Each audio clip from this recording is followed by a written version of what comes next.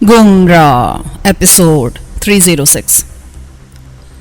शराफत अली बाहर जाने वाले दरवाजे की तरफ बढ़ गया और मैं फातिमा, आसिया और शीदे के साथ उस कमरे में आ गया जहां टेलीफोन रखा था। यहाँ उन दोनों मियाँ बीवी की खून से लथपथ लाशें भी पड़ी थीं। शीदे ने उन लाशों को देखा तो एकदम झुरझुरी लेकर अपने दोनों हाथ मुंह पर रखकर उनकी तरफ से चेहरा फेर लिया। फातिमा टेलीफोन उठाकर एक तरफ बैठ गई। मैंने शीदे के पास जाकर उसके कंधे पर हाथ रखते हुए पूछा, क्या बात है भाई शीदे, ये तूने मुंह क्यों छुपा लिया? ये दोनों तेरे लिए को नए तो नहीं है यार?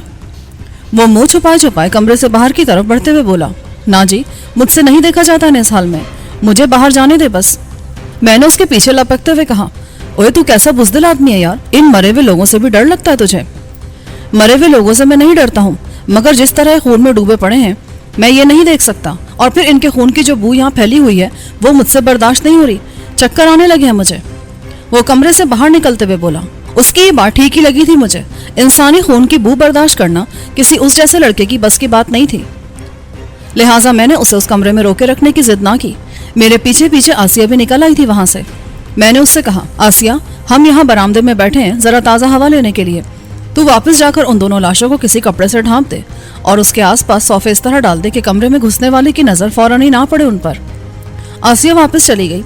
मैं शीदे को साथ लेकर बरामदे के कोने में पड़ी हुई शीदे की चारपाई पर आन बैठा। थोड़ी देर के बाद शराफत अली भी वहीं आ गया। उसके साथ खान और अनवर कमाल भी थे।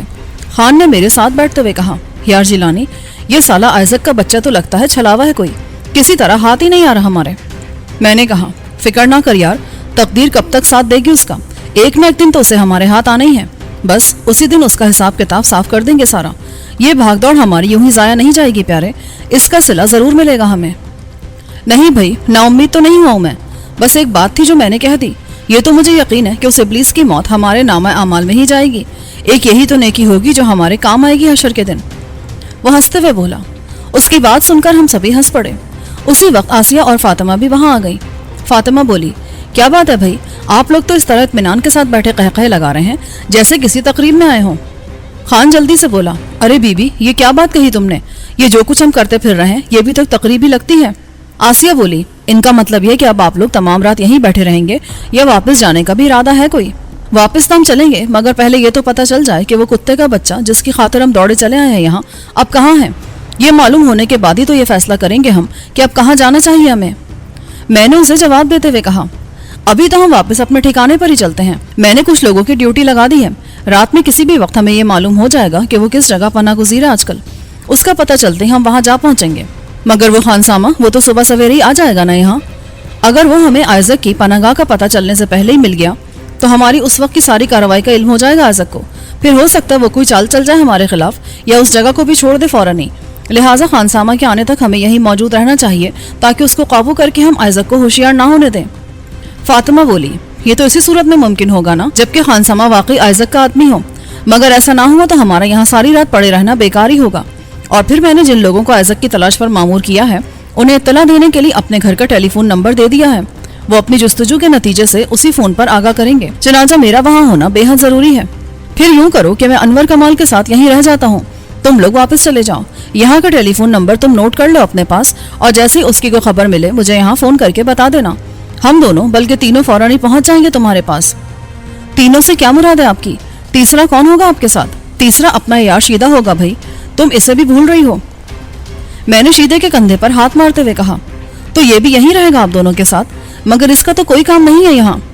खान ने जल्दी से कहा, इसका तो बहुत ही अहम काम है यार, उस खानसामा को तो हमने देखा तक नहीं है कभी, वो आएगा तो हम उसे पहचानेंगे किस तरह? और फिर वो दरवाजा खुलते ही हमें सामने देखकर भड़क नहीं उठेगा अगर वो वाकई आइजक का बंदा हुआ तो? मैंने सवाल किया। खान चुप हो गया। फातिमा बोली, ये तजवीज़ ठीक है आपकी, आप दोनों शीदे के साथ यहीं रुकें, हम वापस जा रहे हैं। हाँ, तुम लोग चले जाओ, हम उस खानसामा को साथ लेकर ही आएंगे, अगर इस दौरान तुम्हारी तरफ से कोई इत्तला ना मिली तो। उन लोगों के जाने के बाद मैंने शीदे से कहा, यार शीदे, जा भाई उस कमरे को बंद कर दे बिल्कुल चारों तरफ से, जहां उन दोनों जहन्नुमी इंसानों की लाशें पड़ी हैं। अब हम उस कमरे में वापस नहीं जाएंगे, उसे तो हमारे जाने के बाद पुलिस ही आकर खोलेगी। ना जी ना, मैं वहां नहीं जा सकता, बड़ी हालत खराब होने लगती है उनको देखकर मेरी। शीदे ने अपने कान पकड़कर कहा, ओ जा यार, अब कुछ नहीं होगा तुझे, उन दोनों की लाशें तो छुपा दी हैं आसिया ने, तुझे सिर्फ दरवाजे खिड़कियां बंद करना है उस कमरे के, उनकी लाशें उठाने को तो नहीं कहा ना मैंने तुझे। जा शाबाश, दौड़कर जा जल्दी से। وہ کچھ متذبذب سا مجھے دیکھتے ہوئے آہستہ آہستہ اٹھنے لگا. یوں لگتا تھا جیسے وہ اپنے اوپر جبر کر رہا ہو. اس کی یہ حالت دیکھ کر انور کمال بولا, یار شیدے, دیکھنے میں تو پہاڑ جتنا لگتا ہے, پر تیرے سینے میں دل بالکل چڑیا جیسا ہے. ابھی ان مرے ہوئے لوگوں سے ڈرتا ہے. کیسا آدمی ہے تو؟ چل بیٹھ جا ادھر ہی, میں کمرہ بند کر کر آتا ہوں. وہ اٹھنے لگا. میں نے اس کا کندھا پکڑ کر اسے دوبارہ بٹھاتے ہوئے کہا, نہیں یار, تو بیٹھ ادھر ہی, یہ شیدہ ہی جائے گا وہ کمرہ بند کرنے. یہ بزدل نہیں ہے, تو نے بالکل غلط اندازہ لگایا اس کے بارے میں. اسے تو صرف ان کی لاشیں دیکھ کر کراہیت سی محسوس ہو رہی ہے بس. میں نے انور کمال کو دوبارہ بٹھا دیا تو شیدہ مجبوراً اٹھ کر کمرہ بند کرنے چلا گیا. انور بولا, اس کی جان نکلتی ہوئی سی لگ رہی ہے, کہیں دل نہ بند ہو جائے اس کا. آپ نے اچھا نہیں کیا اسے اس وقت وہاں بھیج کر. او لعنت بھیج اس پر, میں نے اسے یہاں سے ہٹانے کے لیے ایسا کیا ہے. اس کے سامنے ہم کھل کر بات نہیں کر سکتے تھے. میں تمہیں یہ بتانا چاہتا تھا کہ اس پر اعتبار کر کے غافل نہ ہو جانا. اس کی طرف سے سختی سے نگاہ رکھنے کی ضرورت ہے اس پر. اس کی یہ معصومیت فریب بھی ہو سکتی ہے. اس دور میں اور کراچی جیسے شہر میں رہنے والا کوئی بندہ اتنا سیدھا نہیں ہو سکتا. ہمیں بڑی احتیاط کی ضرورت ہے. بہت ہی چونکنا اور ہوشیار رہنا ہوگا ہمیں. اوہ, میں تو خود حیران ہو رہا تھا کہ آپ نے اس کی معصومیت دیکھ کر اتنی جلدی کیسے اعتبار کر لیا اس پر. میں مناسب موقع دے کر اس سلسلے میں آپ سے خود ہی بات کرنا چاہتا تھا. اچھا ہوا کہ آپ نے خود ہی میری الجھن دور کر دی. انور کمال نے جواب دیا. پہلے تو میں سچ مچ دھوکا کھا گیا تھا اس کے معصومانہ انداز سے. مجھے یہی لگا کہ وہ کوئی پینڈو ہے بیچارہ, نیا شہر میں آ کر پھنس گیا ہے. لیکن جب اس نے بتایا کہ بہت کم عمری سے ان لوگوں کے ساتھ وہ رہ رہا ہے تو میں چونکنا ہو گیا تھا اس کی طرف سے. اگر ایسا ہے تو آپ نے اسے اکیلے بھیج کر ایک اور غلطی کی ہے. وہ اکیلے میں موقع غنیمت جان کر ٹیلی فون پر اطلاع دے سکتا ہے کسی کو. اسے نظروں سے اچھل تو ہونے ہی نہیں دینا چاہیے تھا, انور کمال نے کہا اور ایک دم اچھل کر کھڑا ہو گیا. او یار, یہ تو بالکل ٹھیک کہا تو نے. جلدی جا کر دیکھ بھائی, کہیں وہ سچ مچ ہماری اس غلطی کی سزا تو نہیں دینے لگا ہمیں. میں نے انور سے کہا اور خود بھی اٹھ کر قدموں کی آواز پیدا کیے بغیر تیزی سے ادھر لپکا جدھر شیدہ گیا تھا. اس کمرے کا دروازہ جس میں لاشیں پڑی تھیں ہنوز کھلا ہوا تھا. میں نے دروازے کے قریب رک کر محتاط انداز میں اندر جھانکا, مگر مجھے شیدہ کہیں دکھائی نہ دیا. میں نے انور کمال کی طرف دیکھا. وہ بھی سوالیہ نظروں سے مجھے ہی دیکھ رہا تھا. میں نے گردن ہلا کر اسے کمرے کے اندر چلنے کا اشارہ کیا اور اس سے پہلے خود اندر گھس پڑا. کمرہ بالکل خالی پڑا تھا. شیدے کا وہاں نام و نشان تک نہ تھا. پورا کمرہ دیکھنے کے بعد میں نے کہا, دیکھو یار اس فریبی کتے کو, وہ ادھر گھر میں ہی ہوگا کہیں, باہر تو جا نہیں سکتا. جہاں ہم بیٹھے تھے وہاں سے باہر جانے والا دروازہ ہمیں صاف طور پر دکھائی دے رہا تھا. اس دروازے سے وہ ہماری نظروں میں آئے بغیر باہر نہیں جا سکتا, اور ہم نے باہر جاتے ہوئے اسے دیکھا بھی نہیں ہے. کیا تم نے کسی کو دیکھا تھا ادھر سے جاتے ہوئے؟ یہ آپ کیسی باتیں کر رہے ہیں جناب؟ اگر میں نے کسی کو دیکھا ہوتا تو اسی وقت کہہ دیتا آپ سے. آئے دیکھیں, کہیں وہ سچ مچ ڈر کے مارے ادھر آنے کے بجائے کسی اور کمرے میں نہ جا چھپا ہو. انور نے کہا اور تیزی سے کمرے سے باہر نکل گیا. میں بھی اس کے پیچھے ہی پیچھے چل پڑا. ہم نے پورا مکان, ایک ایک کمرہ, باتھ روم اور کچن سمیت دیکھ ڈالا, مگر اس کا سراغ نہ مل سکا. ایسا لگتا تھا جیسے اس کا وجود ہی نہ رہا کبھی اس گھر میں. اس کی طرف سے مایوس ہو کر میں نے انور سے کہا, اب ہمارا یہاں رکے رہنا خطرے سے خالی نہیں ہوگا. وہ سالہ یہودی ہمیں جل دے کر نکل گیا ہے. جلدی چلو یہاں سے. بہت دیر میں ہوش آیا تمہیں غلام جیلانی, اب تو تمہارے باہر جانے کے سارے راستے بند ہو چکے ہیں, کسی نے میرے پیچھے سے کہا. میں اور انور ایک ساتھ چونک کر پلٹ پڑے. میری آنکھیں آئزک کو اپنے سامنے دیکھ کر حیرت سے واہ ہو گئیں. وہ ریوالور ہاتھ میں پکڑے اس دروازے کے درمیان میں کھڑا طنزیہ انداز میں مجھے دیکھتے ہوئے مسکرا رہا تھا, جس سے گزر کر ہمیں باہر جانا تھا. اس سمے ہم ایک کمرے میں تھے جو اس مکان کا بالکل آخری کمرہ تھا, اور اس کا صرف ایک ہی دروازہ تھا جس میں آئزک ریوالور بدست کھڑا تھا. اس کا دایاں ہاتھ پٹیوں میں لپٹا تھا, جسے اس نے اپنے گلے میں ایک لمبی پٹی ڈال کر اس کے سہارے سینے سے لگا رکھا تھا. بائیں ہاتھ میں ریوالور تھا, اور جس طرح وہ اس ریوالور کو سنبھالے کھڑا تھا, اس سے مجھے یہ اندازہ لگانے میں دیر نہ لگی کہ وہ اس ہاتھ سے ریوالور ٹھیک نشانہ لے کر نہیں چلا سکتا تھا, لیکن پھر بھی گولی تو چلا سکتا تھا. لیکن ضروری نہیں کہ ریوالور کی گولی صحیح نشانے پر ہی لگ کر کارگر ثابت ہو.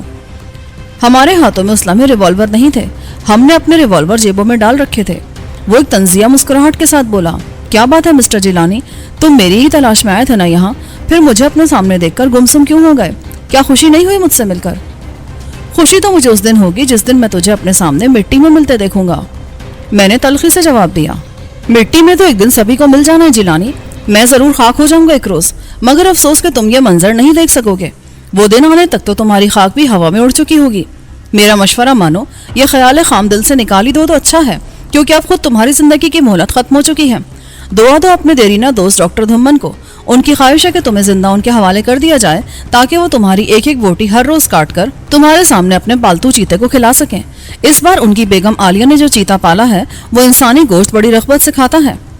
وہ مکارانہ مسکراہٹ کے ساتھ بولا, پھر دروازے کے ایک طرف ہٹ کر بولا, آ جاؤ تم دونوں اور ان دونوں کا پارسل بنا کر لے چلو انہیں. اس کے اتنا کہتے ہی دو نہایت قداور اور گینڈے جیسے تنوتوش کے مالک حبشی دندناتے ہوئے کمرے میں گھس آئے. ان کا اندھیری سیاہ رات جیسا رنگ پگھلے ہوئے کولتار کی طرح چمک رہا تھا. ان کے چٹان جیسے چوڑے اور سخت سینے اور مضبوط بازو دیکھ کر ہی مجھے اندازہ ہو گیا تھا کہ ان سے مقابلہ کر کے انہیں قابو کر لینا آسان کام نہیں ہے. ان کے اندر آنے کے بعد آئزک بولا, میں نے تمہاری شہزوری کی بڑی داستانیں سنی ہیں جیلانی. یہ دونوں تمہیں پکڑنے کے لیے آئے ہیں. یا تو اپنے ارادے میں کامیاب ہو جائیں گے یا تم انہیں زیر کر کے نکل جاؤ گے یہاں سے. میں تم لوگوں کے درمیان بالکل بھی مداخلت نہیں کروں گا. یہ لو, یہ ریوالور بھی واپس رکھ لیا ہے میں نے. یہ کہہ کر اس نے پستول پتلون کی جیب میں ڈال لیا. اگر تم جیت گئے تو میں خود کو تمہارے حوالے کر دوں گا. میں نے دل ہی دل میں خود کو مخاطب کرتے ہوئے کہا, لے بھی جیلانی, مولا کریم نے تیرے لیے بڑا بہترین موقع فراہم کر دیا ہے. اس اسرائیلی کتے کی لگتا ہے موت اسے کھینچ لائی ہے یہاں. ان دونوں سے نمٹنے کے بعد اس کی گردن بھی ناپ ڈال آج.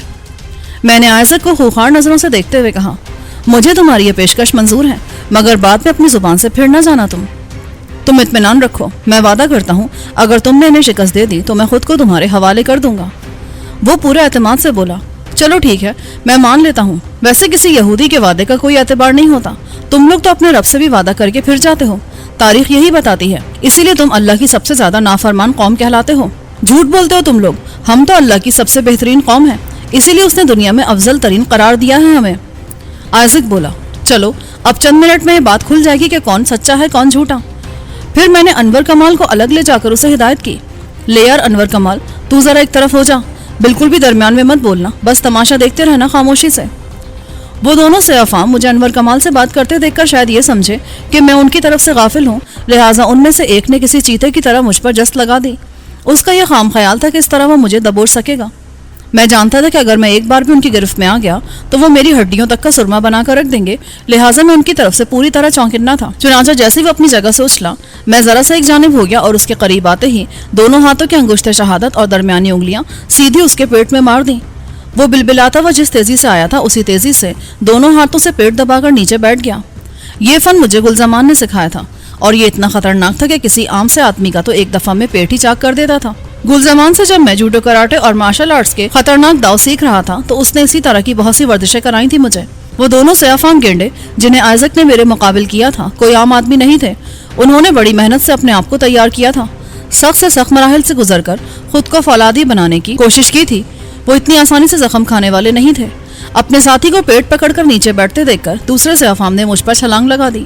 میں نے پھرتی سے ایک طرف ہو کر ٹانگ چلا دی, مگر وہ اپنے ساتھی کے حشر سے کچھ سیکھ چکا تھا اور پوری طرح چونکنا تھا, لہٰذا میرے اپنی جگہ سے ہٹتے ہی وہ بھی جہاں تھا ایک دم وہیں جیسے جم کر رہ گیا. لہٰذا وہ میری ٹانگ کی زد میں آنے سے بچ گیا, مگر میں نے دوبارہ اپنی طرف آنے سے پہلے ہی اسے لاتوں پر رکھ لیا اور تیزی سے پھرکی کی طرح گھوم گھوم کر اس پر لاتیں برسانا شروع کر دیں.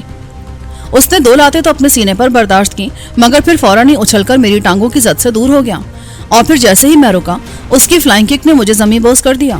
میں زمین پر گرتے ہی بجلی کسی تیزی سے لیٹے لیٹے لوٹ لگا کر اس جگہ سے دور چلا گیا. اگر ذرا سی بھی دیر ہو جاتی مجھے اس جگہ سے ہٹنے میں تو وہ میرے اوپر گر کر مجھے چھاپ چکا ہوتا. میرے وہاں سے ہٹتے ہی وہ سیاہ گینڈا اوندھے منہ وہاں آ کر گرا تھا اور اس کا ماتھا بری طرح پختہ فرش سے ٹکرا کر پھٹ گیا تھا, مگر وہ فوراً اچھل کر دوبارہ اپنے پیروں پر کھڑا ہو گیا. میں بھی اٹھ کھڑا ہوا تھا. ماتھے کی چوٹ نے اس حبشی کی کھوپڑی الٹ دی تھی شاید. وہ اٹھتے ہی کسی جنگلی بھینسے کی طرح سر آگے جھکا کر اندھا دھند میری طرف لپکا. اس کا یہ حملہ اس قدر تیز اور شدید تھا کہ اگر میں اس کی زد میں آ جاتا تو میرے سینے کا پنجرہ سلامت نہیں رہ سکتا تھا. وہ جیسے ہی میرے قریب آیا میں زور سے اوپر اچھلا اور اس کے اوپر سے ہوتا ہوا آگے نکل گیا. اس کا نتیجہ تو یہ ہونا چاہیے تھا کہ وہ جھک میں آگے نکلتا چلا جاتا اور پورے زور سے اس کا سر اس دیوار سے جا ٹکراتا جو میری پشت پر موجود تھی. لیکن میرے اس کے اوپر سے گزرتے وہ سنبھل کر پلٹ پڑا, اور جب میں اس کا انجام دیکھنے کے لیے واپس مڑا تو وہ خونخوار نظروں سے مجھے گھورتے ہوئے مجھ پر جھپٹ رہا تھا. میں بر وقت اس کی طرف مڑا تھا. اگر ایک لمحے کی بھی دیر ہو جاتی تو وہ اپنے مقصد میں کامیاب ہو گیا ہوتا. اسے اپنی طرف آتے دیکھ کر میں جہاں تھا وہیں بیٹھ گیا اور اسے دونوں ہاتھوں پر سنبھال کر ایک طرف اچھال دیا. وہ الٹ کر فرش پر جا گرا اور پھر اس سے پہلے کہ وہ دوبارہ اٹھتا میں بیٹھے ہی بیٹھے جست کر کے اس کے اوپر جا پہنچا.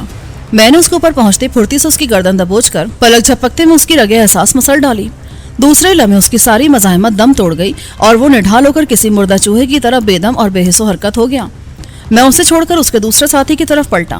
شاید اس کا خیال تھا کہ میں اس کے ساتھی کے ہاتھوں ہی ٹوٹ پھوٹ کر رہ جاؤں گا اور اس کے درمیان میں آنے کی نوبت ہی نہیں آئے گی, یا پھر اس نے انور کو الگ کھڑا دیکھ کر خود بھی ہمارے درمیان مداخلت کرنا مناسب نہ سمجھا ہو. لیکن اپنے ساتھی کو بے سود پڑے دیکھ کر اسے شدید حیرت ہوئی. اس کی اور آئزک کی آنکھیں حیرت سے پھیل گئیں.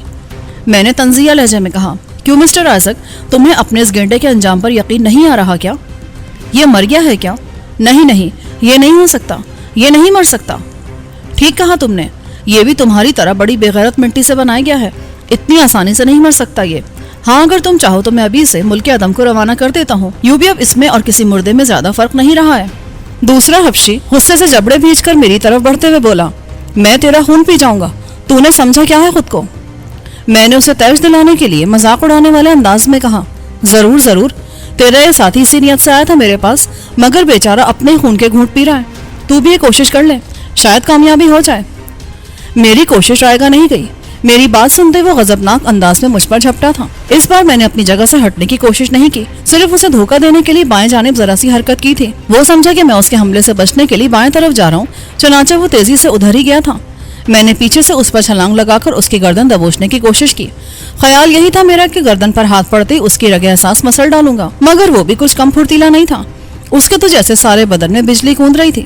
جیسے ہی میں نے اس کی گردن پر ہاتھ ڈالا، اس نے پتہ نہیں کس طرح اپنی کمر کو جھٹکا دیا کہ میں اس کے اوپر سے ہوتا ہوا الٹ کر سامنے جا گرا۔ میرے سر میں ایسی زوردار چوٹ لگی تھی کہ آنکھوں کے سامنے اندھیرا چھاتا سا محسوس ہونے لگا مجھے، مگر یہ وقت تکلیف کی طرف دھیان دینے کا نہیں تھا۔ اگر میں اس طرف دھیان دیتا تو وہ سیاہ فام دیو میرا ایک ایک عضو الگ کر کے رکھ دیتا، لہٰذا میں نے چوٹ کی پرواہ کیے بغیر نیچے فرش پر گرتے ہی تیزی کے ساتھ لوٹ لگا دی۔ اس دوران وہ کالا دیو مجھ پر چھلانگ لگا چکا تھا۔ نتیجہ یہ ہوا کہ وہ اپنے ہی زور میں فرش پر اوندھے منہ گرا۔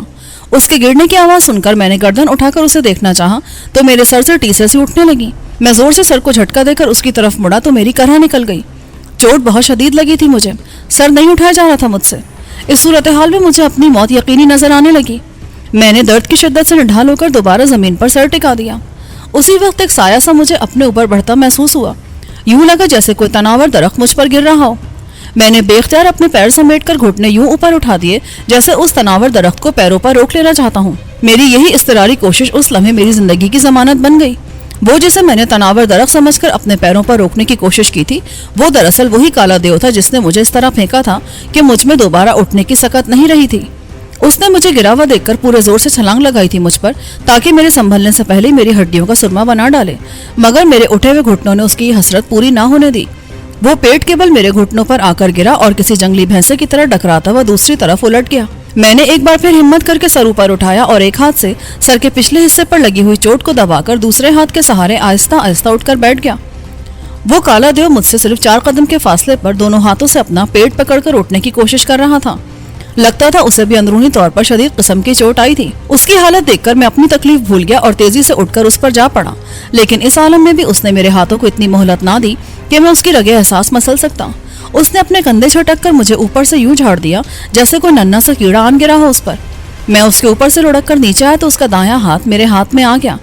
میں نے سرعت سے اٹھ کر اس کے ہاتھ کو مضبوطی سے تھاما اور اپنے مخصوص انداز میں اس کی کلائی پر دباؤ ڈال کر ایک زوردار جھٹکا دیا۔ کڑک کی ہلکی سی آواز کے ساتھ اس کے منہ سے جو کرہ نکلی وہ بہت تیز تھی۔ میں نے جس تیزی سے اس کے ہاتھ کو جھٹکا دیا تھا اسی تیزی کے ساتھ اسے چھوڑ کر الگ ہو گیا تھا۔ اس نے اپنا پیٹ چھوڑ کر دوسرے ہاتھ سے اس اکھڑے ہوئے ہاتھ کو تھام لیا اور غضبناک نگاہوں سے مجھے گھورنے لگا۔ میں نے کہا، اٹھو جنگلی بیل، اپنے یہودی آقا کے حکم کی تعمیل نہیں کرو گے؟ یہ تو بڑے مان کے ساتھ لے کر آیا تھا تم دونوں کو میرے مقابلے پر، کچھ تو خیال کرو یار، ایسی بے وفائی تو نہ کرو اس بیچارے کے ساتھ۔ وہ میری بات کا جواب دینے کے بجائے مجھے گھورتے ہوئے آہستہ آہستہ اوپر اٹھنے لگا۔ اس کے انداز سے صاف آیا تھا کہ وہ شدید اذیت میں مبتلا ہے اس سمے۔ میں نے آئزک کو دیکھا، وہ ابھی تک دروازے کے ساتھ دیوار سے لگا کھڑا تھا۔ حیرت کی زیادتی کے سبب اس کی آنکھیں حلقوں سے ابلتی محسوس ہو رہی تھیں۔ میں نے اسے مخاطب کر کے کہا، لے بھی فرزند اسرائیل، یہ سورما تو اپنے ہاتھ پاؤں چھوڑنے لگے ہیں۔ یار ان مٹی کے شیروں کو ساتھ لاتے ہوئے یہ تو سوچ لیا ہوتا تو نے کہ انہیں کس کام کے لیے اپنے ساتھ لے کر جا رہا ہے تو۔ اسی لمحے انور نے چلا کر کہا، ہوشیار جیلانی بھائی۔ میں نے جلدی سے گردن موڑ کر اس زخمی گینڈے کی طرف دیکھا۔ وہ اپنے بائیں ہاتھ کو گزر کی طرح گھماتا ہوا میری طرف چلا آ رہا تھا۔ اس کی رفتار بہت سست تھی، قدم اس کے زمین پر نہیں جم رہے تھے۔ وہ لڑکھڑاتا ہوا آگے بڑھ رہا تھا۔ جیسے وہ میری زد میں آیا میں نے پھرتی سے گھوم کر پہلے بائیں اور پھر دائیں لات پورے زور سے چلائی۔ ایک لات اس کے منہ پر اور دوسری سینے پر پڑی۔ سینے پر لات پڑتے ہی وہ الٹ کر پیچھے جا گرا۔ گرتے ہی اس نے خون کی الٹی کی اور پھر وہ یوں ہاتھ پیر اکڑانے اور بدن ایٹھنے لگا جیسے کسی اندرونی تکلیف کو برداشت کرنے کی کوشش کر رہا ہو۔ ابھی میں اسی کی طرف متوجہ تھا کہ آئزک کی کڑکدار آواز نے مجھے چونکا دیا، بس اب بند کرو یہ تماشا اور اپنے دونوں ہاتھ اوپر اٹھا دو ورنہ کھوپڑی میں سوراخ کر دوں گا تمہاری۔ میں نے اس کی طرف دیکھا، वो अपना पिस्तौल मुझ पर सीधा किए खड़ा कहर आलूद नजरों से मुझे घूर रहा था। मैंने उसका ये अंदाज देखकर इत्मीनान का सांस लिया। मुझे उस जलील यहूदी से यही तवक्को थी। मेरे अंदाजे के मुताबिक तो उसे उसी वक्त रिवॉल्वर निकालकर मुझे ललकारना चाहिए था जब मैंने उस जंगली बैल का हाथ उखाड़कर उसे नाकारा किया था। मुझे तुमसे यही तवक्को थी आइजक। मैं जानता था कि तू बिलाखिर यही कुछ करेगा। किसी यहूदी से भलाई की तवक्को को बेवकूफ़ी कर सकता है या फिर वो जो तेरी कौम की सरिश से वाकिफ ना हो। उसने मुझे जवाब देने के लिए मुंह खोला ही था कि खटकी मध्यम की आवाज के साथ उसके हाथ में पकड़ा हुआ रिवॉल्वर हाथ से निकलकर दूर जा गिरा।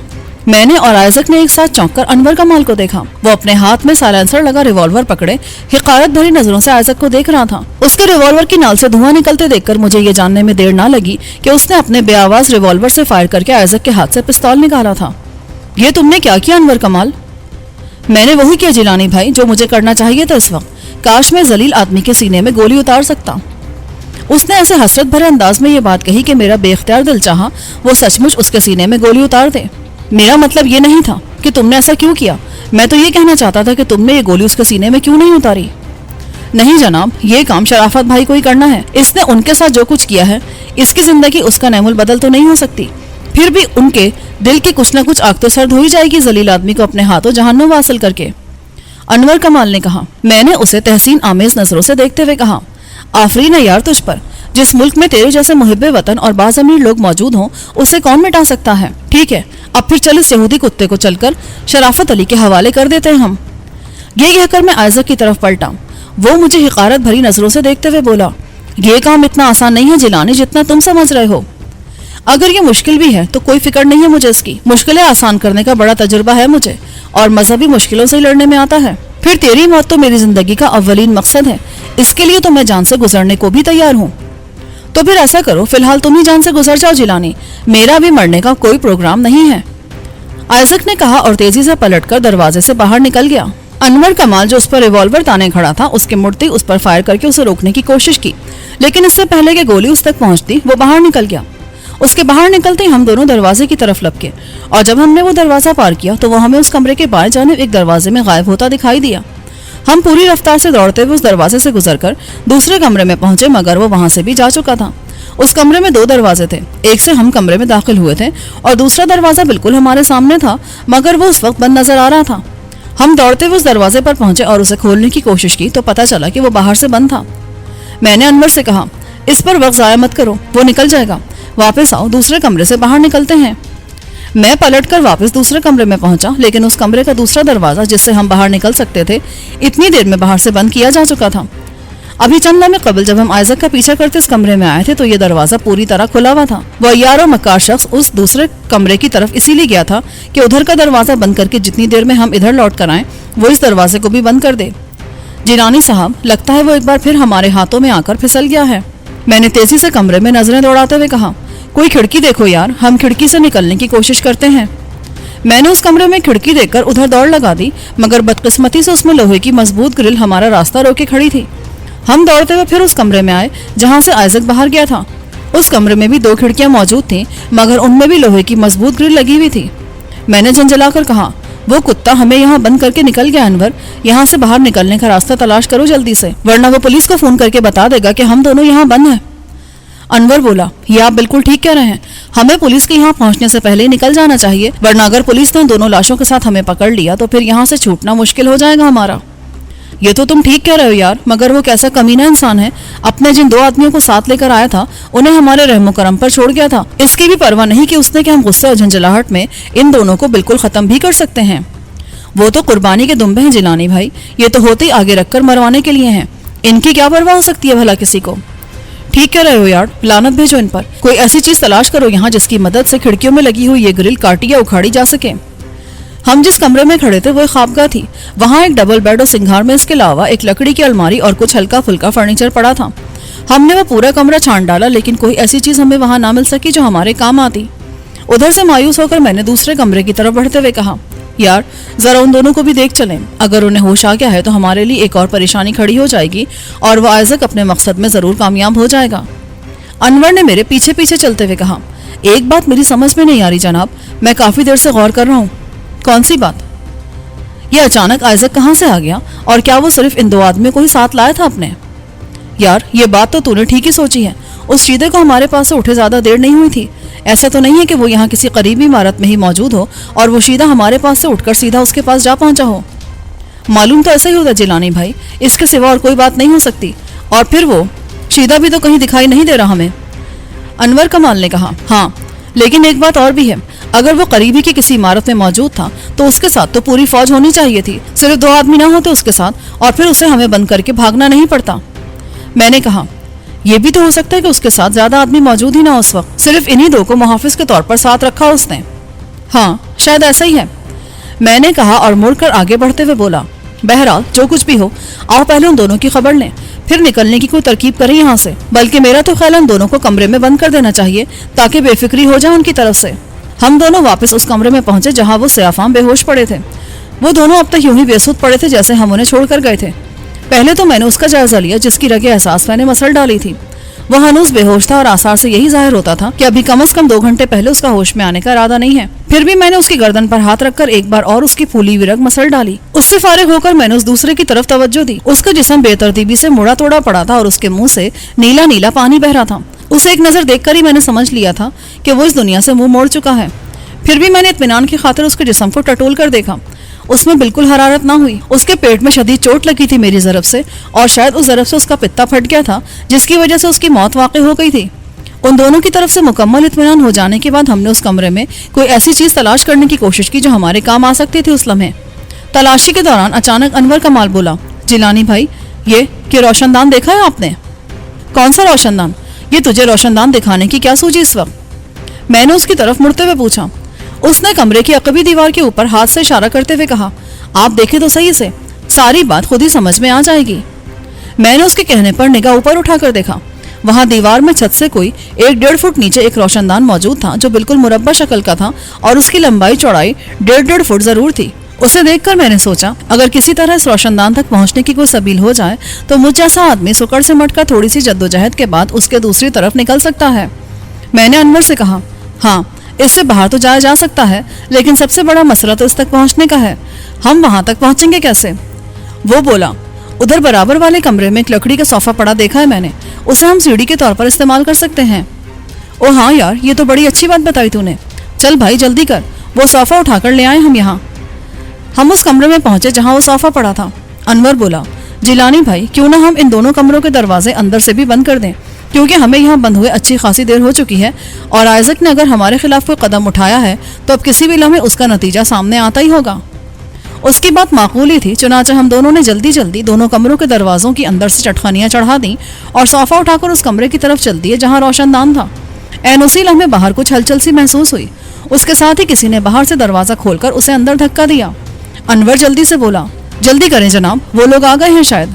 चंद लम्हे बाहर से दरवाजा खोलने की कोशिश करने के बाद किसी ने आवाज देकर कहा, गुलाम जिलानी दरवाजा खोल दो, अब तुम ज्यादा देर तक बच नहीं सकोगे हमसे। हमने इस पूरे इलाके को घेरे में ले लिया है, हर तरफ पुलिस मौजूद है, तुम्हारा तो इस मकान से निकलना भी मुमकिन नहीं है। अब बेहतरी इसी में है कि खुद को पुलिस के हवाले कर दो।